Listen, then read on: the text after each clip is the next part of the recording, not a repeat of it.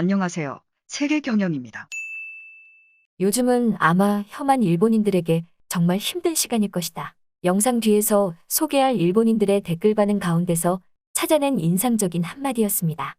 어떻게든 한국의 성공을 평가절하하고자 애써오던 일본인들에게 전 세계 곳곳에서 넘쳐 흐르는 한국 문화를 향한 뜨거운 수요와 관심은 더 이상 외면이나 정신승리만으로는 극복해낼 수 없는 냉혹한 현실이 되어버렸습니다. 당장 넓은 세계를 보지 않더라도 일본이라는 한정된 공간에서조차 한국 문화의 잠식은 거의 끝나버린 상황인데요. 일본 넷플릭스의 작품별 시청률 순위 탑10을 살펴보면 1위부터 7위까지가 모두 한국산으로 가득 차버린 것을 확인할 수 있습니다. 옥겜에 이어 요즘 다시 돌풍을 일으키는 선두의 지옥을 시작으로 국산 영화와 드라마로 순위표가 들어차 있는데요. 7위 너머의 8위에는 일본인 내보인 회심의 역작, 드라마 시리즈 일본 침몰이 보여서 안쓰러움을 더했습니다. 그나마도 10위에는 다시 갯마을 차차차가 있으니까 결국 상위 10개 작품 가운데서 8개는 한국 컨텐츠가 놓여있는 상황인 것이죠. 이런 지표를 들고 오면 여지없이 들먹이는 핑곗거리가 하나 있죠. 일본 OTT의 최강자는 1460만 구독자를 보유한 아마존 프라임이고 넷플릭스 구독자는 600만 명에 그친다. 이게 얼마나 구차한 변명인지는 조금만 들여다봐도 알 수 있습니다. 일본 아마존은 토착기업 라쿠텐과 함께 일본의 오픈마켓 시장을 장악한 기업입니다. 아마존을 일상적으로 이용하는 일본인들이 아마존 프라임에 컨텐츠만을 위해서 가입하는 경우는 거의 없고 택배나 음악 서비스 등의 혜택을 누리기 위해 정기 결제를 했는데 함께 딸려오는 서비스 정도에 그치지 않는다는 것이죠. 최근부터 정기 결제 회원에게 OTT 서비스를 추가 제공하고 있는 한국의 쿠팡의 사례를 떠올리시면 됩니다. 쿠팡와우 가입한 회원 숫자를 쿠팡 플레이에 있는 컨텐츠 보려고 가입했다는 식의 형편없는 곡해라는 건데요. 이에 비해서 넷플릭스는 아마존에 비해 구독료도 압도적으로 비싸고 컨텐츠를 제외한 다른 기능은 제공하지 않는 순수 OTT 업체죠. 앞서 말씀드렸듯이 일본의 넷플릭스는 한국 컨텐츠에게 완전히 점령당한 상태이니만큼 이걸 다 알면서도 즐기려고 가입한 일본인의 숫자가 600만 명, 일본 인구의 5%에 이르는 겁니다. 그나마도 OTT 서비스 구독자의 분포에서 상대적으로 젊은 세대의 비중이 크다는 점까지 감안한다면 일본의 혐한들이 극심한 두통을 느끼는 이유도 납득이 갈만하죠. 그토록 미워하던 한국의 영화나 드라마, 음악 등의 대중문화가 일본 전역에서 눈을 감아도 귀를 막아도 들리는 상황이 되었으니 이제 남은 것은 발작 아니면 인지 부조화일 텐데요. 오늘은 신작을 내보일 때마다 세계적 히트를 치는 한국산 컨텐츠들, 그리고 그런 한국에게 잠식당한 일본 넷플릭스의 상황에 대해 다룬 일본의 기사나 칼럼 등에 달린 일본 네티즌들의 댓글 반응 가운데서 일부를 추려 전해드립니다. 인터넷상에서는 한국 영화나 드라마 따위 절대 보지 않는다고 외치는 사람들이 두드러지게 보여지는 게 사실입니다만 현실은 전혀 다르다는 걸 알아야겠죠. 요즘은 정말 원래부터 한국을 싫어했던 사람들에게는 너무나도 힘든 시간일 겁니다. 넷플릭스는 한국 영화나 드라마로 가득 차버린 상태라서 더 이상 결제하지 않습니다. 내용이 좋고 나쁘고를 떠나서 한국어는 발성 자체가 무섭고 두렵게 들려서 별로 보고 싶지 않네요. 어차피 일본에서만 500만 명 이상이 구독 중인 상황인걸요. 당신 한 사람 정도가 불평하고 해지해버린다고 해서 큰 문제가 되지는 않을 것 같습니다만 우익들은 정말 놀라울 정도로 한심하구나.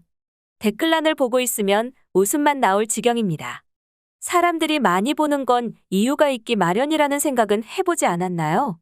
수백만의 사람들이 당신들보다 특출나게 멍청해서 한국 컨텐츠를 시청하는 것도 아니고 그렇다고 당신들이 그들보다 지혜로운 건 더더욱 아닙니다. 오히려 우익의 부류가 일본의 창조성과 생산성을 저하시키고 내면으로 숨어들 줄밖에 모르는 바보 일본을 만들어낸 공신입니다. 반일 국가의 드라마를 의도적으로 선전해주는 일본의 언론이 한국보다 더 나쁘다. 그 다음으로 나쁜 건 아무 생각 없이 그걸 시청해주는 일본의 바보들. 그런데 그 숫자가 몇백만 명이 넘는다니 더욱 무서워져.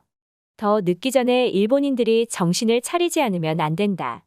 적국의 문화를 수용하는 건 바보들이나 하는 짓이야. 500만 명이라는 숫자를 믿을 수 없다.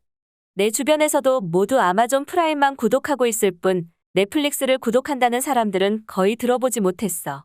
실제로는 200에서 300만 명 정도에 그칠 것으로 생각되고, 그나마도 한국 드라마에 집착하는 바보 아줌마들이나 판단력이 흐린 20대 여성들이 대부분일 것이라고 생각한다.